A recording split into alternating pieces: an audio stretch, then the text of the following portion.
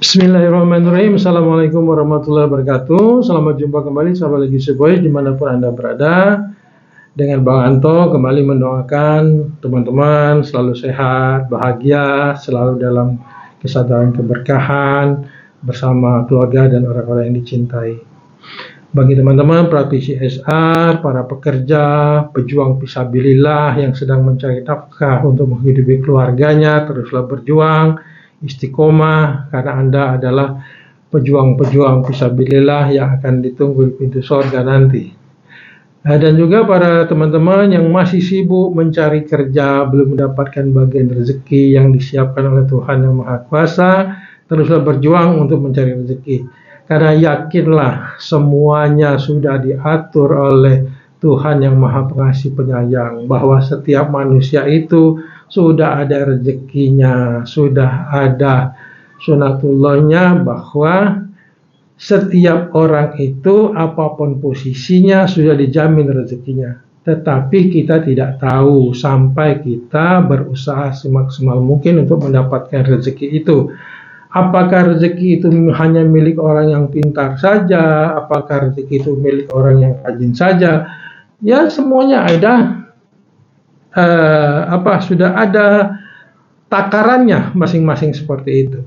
Orang yang pintar, rajin, ada rezekinya. Tapi kalau orang yang tidak terlalu pintar, tapi dia rajin, ada rezekinya. Yang bodoh, yang malas, yang goblok, tapi kalau dia rajin, ada rezekinya semua. Karena tidak semua pekerjaan itu harus dikerjakan oleh orang yang pintar-pintar semua. Kalau satu perusahaan semuanya pintar semua seperti itu, lantas yang mau jadi office boy siapa? Ya, yang mau jadi cleaning service siapa? Yang mau jadi disuruh-suruh siapa juga? Kan seperti itu. Pasti ada bagian rezeki-rezekinya semua.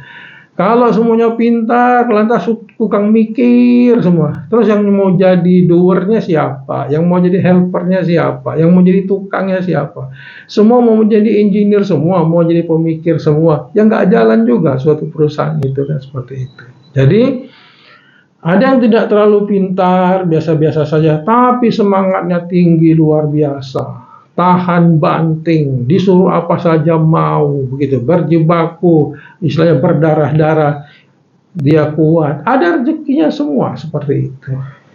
Ada juga yang malas, sudah bodoh, malas lagi. Nah, ini bahasa Palembang, kalau makan mau enak, bekerja sungkan, gitu kan. Dak kati antanan, wah apa yang mau diambil? Ya enggak juga, tapi tetap aja Tuhan menjamin rezeki orang seperti ini. Nah, ada cara tersendiri lah.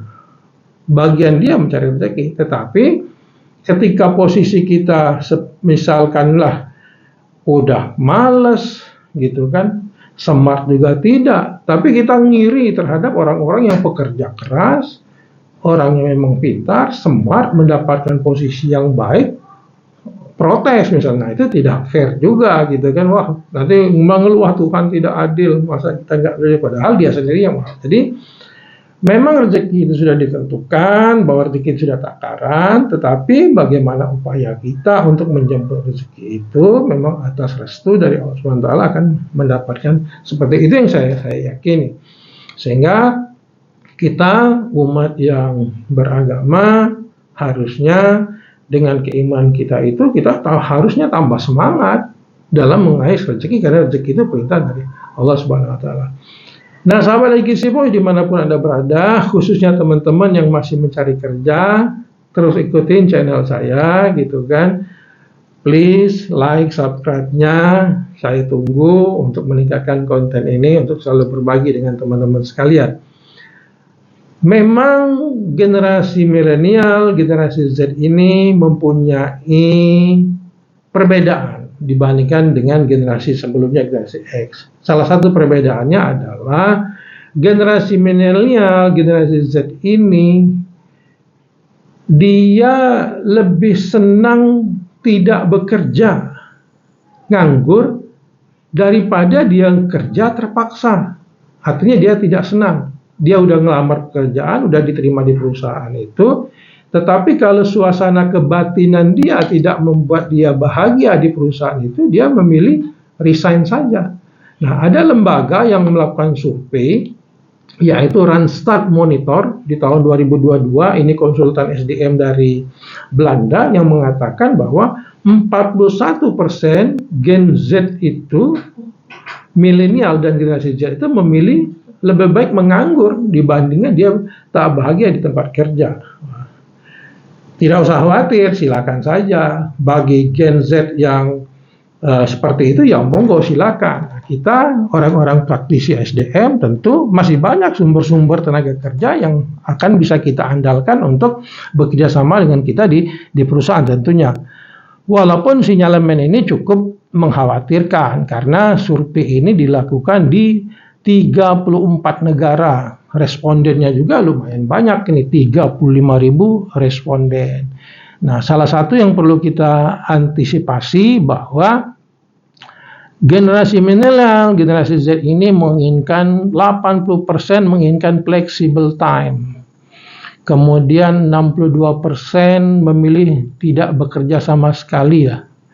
Kalau tidak terpaksa karena duit. Jadi memang dia bukan untuk masalah meniti karir, bagaimana untuk mempersiapkan kehidupannya yang akan datang. Jadi memang ya sebagaimana milenial itu ya dia hanya memenuhi kebutuhan sesaat, butuh uang. Kalau sudah lagi uangnya tidak butuh, dia akan berhenti bekerja. Makanya diskusi teman-teman di forum HR itu banyak sekali pekerja yang setelah Hari Raya Idul Fitri ini mereka mengundurkan diri. Mungkin salah satunya penyebabnya ya mereka gen milenial Gen Z itu berpikirnya seperti itu. Tapi menurut hemat saya sih bahkan lebih dari itu. Bisa jadi kemungkinan upah yang diberikan belum sesuai, kondisi di tempat kerja yang memang kurang kondusif, atau hubungan yang kurang harmonis, sehingga ada perusahaan lain yang lebih menjanjikan. Nah, seperti itu. Bagi teman-teman yang belum bekerja, sebagai informasi, saingan Anda banyak sekali di Indonesia. Di Indonesia itu menurut BPS di tahun 2023 yang dirilis bulan Agustus, masih ada 7,86 juta orang yang nganggur. Wah. Jadi sekitar 5,32% dari total angkatan kerja. Lah, saingan Anda banyak sekali untuk merebutkan posisi-posisi di tempat kerja. Nah, makanya kita saksikan fenomena faktanya kalau ada job fair di mana-mana tidak pernah sepi, membludak. Wah, antriannya ribuan orang melamar. Padahal yang ya nggak nyampe 100 kadang-kadang peluang kerja, tapi yang melamar ribuan antri. Anak-anak S1, kadang-kadang anak-anak S2 yang akan mencari pekerjaan. Nah, bagaimana teman-teman supaya peluang pekerjaan itu Anda dapatkan? Tentu ada beberapa kondisi yang perlu kalian persiapkan. Nah, kita juga praktisi SR, oke lah, ada generasi Y, ada generasi Z yang mempunyai perilaku seperti itu. Ya istilahnya bekerja itu mau suka-suka dia gitu. Kalau dia nggak suka dengan situasi kerjaan itu, dia nggak akan mengerjakannya seperti itu. Atau generasi strawberry gitu kan, generasi yang rapuh, dapat tekanan sedikit nggak bisa gitu, nggak tahan banting dia, disuruh di force dengan target-target yang tinggi yang cepat, mereka akan mengalah seperti itu. Atau diberikan keluasaan kerja juga belum tentu, kadang-kadang dia sanggup juga. Nah, ini dilema. Nah, untuk itu perlu sekali kita di dalam menyiapkan pola-pola rekrutmen. Bagi mereka-mereka ini bukan tidak ada ruang untuk bekerja, ada tempatnya. Tapi tempatnya mungkin tidak cocok kalau misalnya mereka ingin menempatkan posisi di industri-industri yang dengan teknologi-teknologi tinggi, misalnya seperti itu. Atau dengan tempat-tempat pelayanan yang memang harus ada di jam-jam tertentu. Nah, kalau mereka inginnya flexible time, suka-suka dia, nah bagaimana ingin melayani customernya atau melayani stakeholdernya, kan nggak bisa juga. Kita selalu akan mengalah dengan kemauan atau perilaku para generasi milenial, generasi Z ini, karena kita inilah yang akan membentuk dia seperti itu, kan seperti maunya kan kita seperti itu. Nah, kita akan cari generasi-generasi muda yang masih semangat untuk bekerja. Nah, sekarang kita lihat apakah generasi muda itu masih optimis? Nah, gitulah. Ada survei dari Good News from Indonesia. Survei optimisme generasi muda Indonesia tahun 2023. Nah, di sini dilakukan oleh Good News from Indonesia ini ada skor 7,77 dari skala 10. Optimisme tertinggi itu adalah tentang pendidikan dan kebudayaan. Ada dimensi-dimensi lain yang diukur, ya masih berharap banyak masyarakat Indonesia ini tentang pendidikan bisa menghantarkan mereka untuk kehidupan yang lebih baik.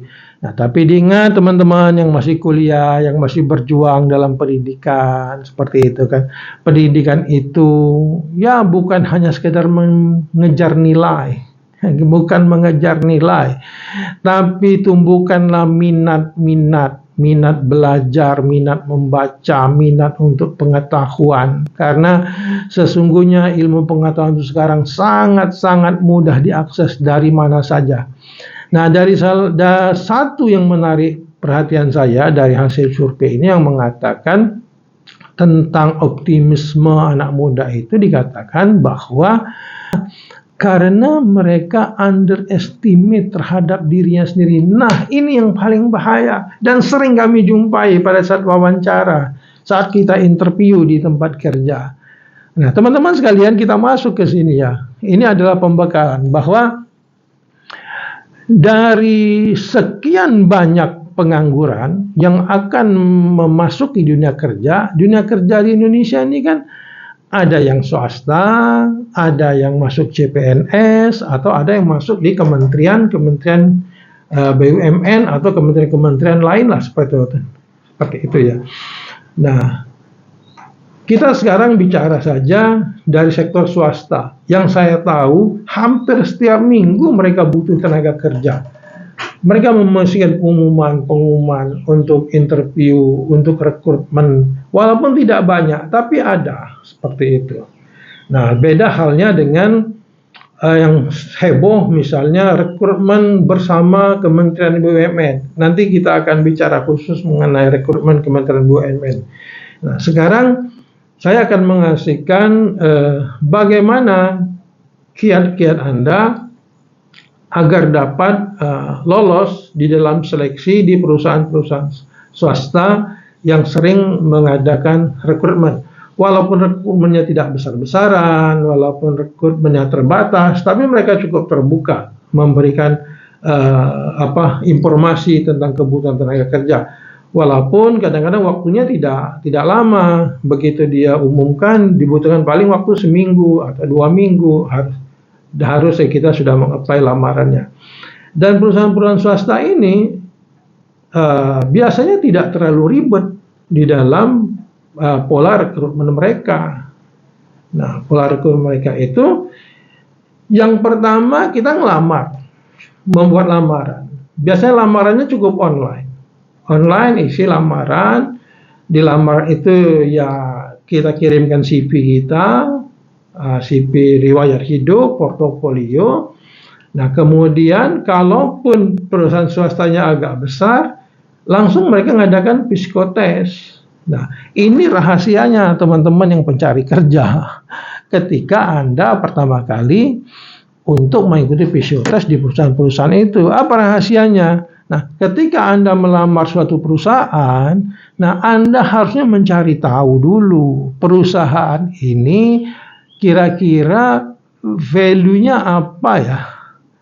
Value core kompetensinya apa, sehingga Anda bisa mempersiapkan diri nanti pada saat psikotes itu bentuk-bentuk pertanyaannya atau bentuk-bentuk simulasi permainannya pasti akan mengarah kepada value perusahaan itu.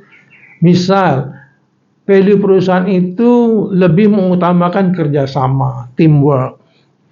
Misalnya dia membutuhkan orang-orang yang inisiatif, orang-orang yang berani misalnya mendapat tekanan di dalam pekerjaan, orang-orang yang tidak gampang menyerah. Atau sebaliknya perusahaan ini membutuhkan orang yang disiplin. Perusahaan ini membutuhkan orang-orang yang tidak ceroboh seperti itu. Nah, nanti si psikolognya pasti akan merumuskan simulasi-simulasi untuk diikuti oleh si kita yang job seeker ini untuk lolos di dalam tes-tes tersebut. Nah, ini banyak sekali teman-teman. Saudara-saudara bisa membrowsingnya, mencari misalnya ingin melamar ke perusahaan apa, misalnya perusahaan A gitu. Nah, coba kita browsing, perusahaan A itu bergerak di bidang apa saja, kan bisnisnya apa saja, pemiliknya siapa, bila modalnya berapa, dia misalnya produknya itu diimpor atau ada bahan yang diekspor. Nah, kemudian nanti di situ ada visinya, ada misinya. Nanti kelihatan tuh value perusahaan itu apa, seperti itu. Core kompetensinya apa. Nah, kalau di Kementerian BUMN kan sudah dibocorinnya. Core value mereka tuh akhlak. Nah, pasti nanti kalau psikotes pasti tidak jauh dari kompetensi-kompetensi dari akhlak itu sendiri. Nah, ini salah satu trik atau info yang bisa saudara gali lebih dalam lagi, seperti itu. Jadi yang pertama, ketika Anda meng-apply di suatu perusahaan, cari tahu dulu informasi perusahaan itu. Jangan sampai Anda tidak tahu sama sekali, ngelamar perusahaannya bergerak di bidang apa, Anda nggak tahu, seperti itu kan. Nah, yang terpenting adalah Anda harus tahu value perusahaan itu, visi misinya apa. Nah, begitu Anda tahu, nanti Anda akan mendapat menerba core kompetensinya. Bahkan perusahaan itu ada yang sudah membuat di websitenya, misalnya kompetensi mereka itu apa. Nah, dari situ Anda nanti browsing. Kalau core kompetensi ini jenisnya misalnya seeking information, misalnya kita cari seeking information itu apa. Misalnya kolaborasi. Nah, yang dimaksud kolaborasi itu apa? Anda cari nanti kolaborasi. Bila perlu nih, Anda buka ChatGPT. Nah, Anda buka ChatGPT, tanya sama ChatGPT. Yang dimaksud dengan kompetensi kolaborasi itu apa saja? Nanti dijelaskan sama dia. Nanti tanya lagi apa yang dimaksud dengan kompetensi apa, misalnya strategic thinking atau thinking analysis misalnya, seperti itu. Nah, akan ada browsing, nanti akan Anda dapatkan seperti itu. Nah, pasti perusahaan-perusahaan swasta yang membuka lamaran seperti ini itu pasti kan dibutuhkan untuk tenaga-tenaga kerja yang di level-level menengah ke bawah, seperti itu. Nah, kalau menengah ke atas ada juga yang membutuhkan supervisor, seperti itu kan. Nah, pasti kompetensinya nanti akan beda lagi. Kalau kompetensi supervisor ke atas, mereka akan beda. Kalau untuk supervisor ke bawah, pasti mereka punya kompetensi yang beda. Tapi kalau kompetensinya pasti akan sama. Value perusahaannya akan sama. Nah, itu kiat pertama kalau Anda ingin lolos di dalam seleksi di perusahaan-perusahaan swasta, ya, misalnya gitu. Nah, yang kedua, apakah Anda sudah menyiapkan diri dengan baik untuk interview? Nah, untuk interview. Nah, berdasarkan survei dari survei yang dilakukan oleh Good News From Indonesia itu, nah, salah satu kelemahan generasi muda itu adalah selalu underestimate terhadap dirinya sendiri. Nah, seperti itu. Nah, ini yang memang banyak kejadiannya ketika kita interview itu.